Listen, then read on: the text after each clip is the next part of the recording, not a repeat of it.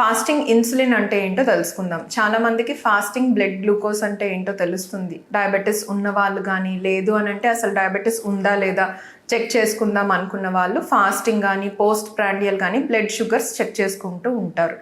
అసలు fasting insulin అంటే ఏంటి అంటే ఎవరిలో చేస్తాము, ఎందుకు చేస్తాము అంటే యూజువలీ ఎవరైనా కనుక ఓవర్ వెయిట్ ఉన్నప్పుడు, లేదు అని అంటే విమెన్లో పర్టికులర్గా ఫేషియల్ హెయిర్ ఉంది, లేదంటే యాక్నే ఉంది, పీరియడ్స్ బాగా ఇరెగ్యులర్గా ఉంటున్నాయి, ఇటువంటి వాళ్ళందరూ ప్రోన్ ఫర్ డయాబెటీస్ అనమాట. వీళ్ళలో ఎక్కువగా ఇన్సులిన్ రెసిస్టెన్స్ అనేది ఉంటుంది.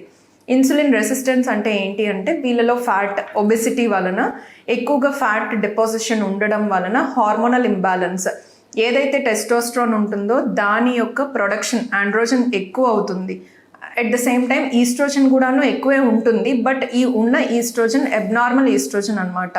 మనకి నార్మల్గా ఈస్ట్రాడయోల్, E1, E2, E3 అలా డిఫరెంట్ కైండ్స్ ఆఫ్ ఈస్ట్రోజన్ ఉంటాయి.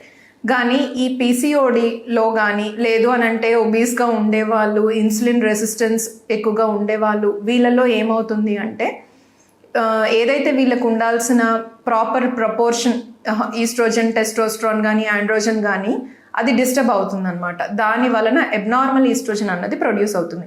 ఈ అబ్నార్మల్ ఈస్ట్రోజన్ అనేది మన టీకా సెల్స్ మీదుగా ఆండ్రోజన్ కూడాను యాక్ట్ అవ్వటం వలన ఎక్కువగా ఫాలికల్స్ అనేది ప్రొడ్యూస్ అవ్వటం జరుగుతుంది. ఇప్పుడు అండాశయంలో ఎక్కువగా ఫాలికల్స్ అంటే మనము సాధారణంగా ఎగ్ కౌంట్ అంటాము, ఫాలిక్యులర్ కౌంట్ అంటాము. అండాశయాల్లో ఉండాల్సిన నార్మల్ ఫాలికల్ కౌంట్ ఒక మిడిల్ ఏజ్డ్ ఆర్ యంగ్ ఉమెన్లో అయితే కనుక అరౌండ్ 15 to 20 వరకే ఉంటాయి. బట్ ఇలాగ హార్మోనల్ ఇంబ్యాలెన్స్ ఉండి ఇన్సులిన్ రెసిస్టెన్స్ ఉన్న వాళ్ళకి మోర్ దాన్ 20 ఫాలికల్స్ ఈచ్ ఓవరీలో ఉండటం జరుగుతుందన్నమాట. ఇలా హార్మోనల్ ఇంబ్యాలెన్స్ వలన ఎక్కువ ఫాలికల్స్ ఉండి ఏ ఫాలికల్ కూడాను ప్రాపర్ మెచ్యూరిటీ లేకుండా ఉంటాయన్నమాట. సో ఈ టైప్ ఆఫ్ ఫాలికల్స్ అనేది ప్రెగ్నెన్సీ ఇచ్చేదానికి ఛాన్సెస్ అనేది తక్కువగా ఉంటుంది.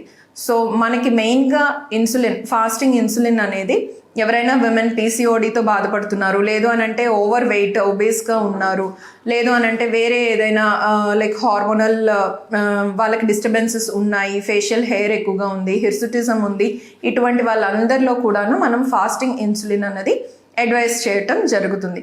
దాని ప్రకారంగా diet and life style changes కానీ, లేదు అని అంటే ఏమైనా కనుక మనము కొన్ని మెడికేషన్ పెట్టడం కూడాను జరుగుతూ ఉంటుందన్నమాట. ఇప్పుడు ఎంబ్రియో ట్రాన్స్ఫర్ ఎవరైతే ఐవీఎఫ్ ప్రొసీజర్స్ అనేవి చేయించుకుంటున్నారో వాళ్ళకి ఎంబ్రియో ట్రాన్స్ఫర్ చేసిన తర్వాత ఇంటర్ కోర్స్ భార్యాభర్తలు కలిసి ఉండవచ్చా అనేది ఒక సందేహం ఉంటుంది. దాని గురించి మనం ఇప్పుడు తెలుసుకుందాం. సాధారణంగా ఎంబ్రియో ట్రాన్స్ఫర్ చేసిన తర్వాత ఫస్ట్ 14 days అనేది మనం ఇంటర్ కోర్స్ అనేది అవాయిడ్ చేయమనే చెప్తాం. దీనికి మెయిన్ రీజన్స్ ఏంటి అని అంటే వన్స్ ఇంటర్ కోర్స్ జరుగుతున్నప్పుడు యూట్రైన్ కాంట్రాక్షన్స్ అనేవి ఉండడానికి ఛాన్సెస్ ఉంటుంది. అందుకని మనం ఎంబ్రియోని పెట్టిన తర్వాత ఎంత స్టాటిక్గా మనం గర్భసంచిని ఉంచగలుగుతామో అంత మంచిదన్నమాట. ఏ విధమైనటువంటి యాక్టివిటీ లేకుండా దాని అర్థం. సో ఇంటర్ కోర్స్ ఉండేటప్పుడు యూట్రైన్ కాంట్రాక్షన్స్ అనేవి ఉండడానికి ఛాన్స్ ఉంటుంది కనుక మనము అవాయిడ్ చేయడమే మంచిదన్నమాట. నెక్స్ట్ వచ్చేసరికి సెమైనల్ ఫ్లూయిడ్, ఏదైనా కనుక సెమైనల్ ఫ్లూయిడ్ కానీ ఎక్కువగా వాల్యూమ్ ఉన్న వాళ్ళకి అన్నెసెసరీగా అది ఇంటర్ఫియర్ అవ్వటానికి ఛాన్సెస్ అనేది ఉంటుంది. మోర్ వాల్యూమ్ ఉన్నట్లయితే కనుక, లేదంటే ఏమైనా వెజనల్ సెక్రీషన్స్ కానీ, సర్వైకల్ సెక్రీషన్స్ కానీ అటువంటివన్నీ కూడా. ఒకవేళ ఇవన్నీ కూడాను ఇంప్లాంటేషన్ని హిండర్ చేస్తుంది అనమాట. అదే కాకుండా ఇన్ఫెక్షన్స్, ఒకవేళ ఏదైనా మేల్ పార్ట్నర్కి మైల్డ్ ఇన్ఫెక్షన్స్ ఉన్నాయి అని అంటే ఇంటర్ కోర్స్ వలన అన్నెసెసరీగా మళ్ళీ ట్రాన్స్ఫర్ అవ్వడము, ట్రాన్స్ఫర్ అయింది మళ్ళీ ఫీమేల్ పార్ట్నర్ నుంచి మేల్కి మేల్ నుంచి ఫీమేల్కి, అలాగా ఏదైనా ఇన్ఫెక్షన్స్ ఉన్న మైల్డ్ ఇన్ఫెక్షన్స్ అవి తగ్గకుండా ప్రొలాంగ్ అయ్యేదానికి ఛాన్స్ ఉంటుంది. ఆఫ్టర్ 14 days మనం బీటా హెచ్సిజీ రిజల్ట్ అనేది చూసుకుంటాం.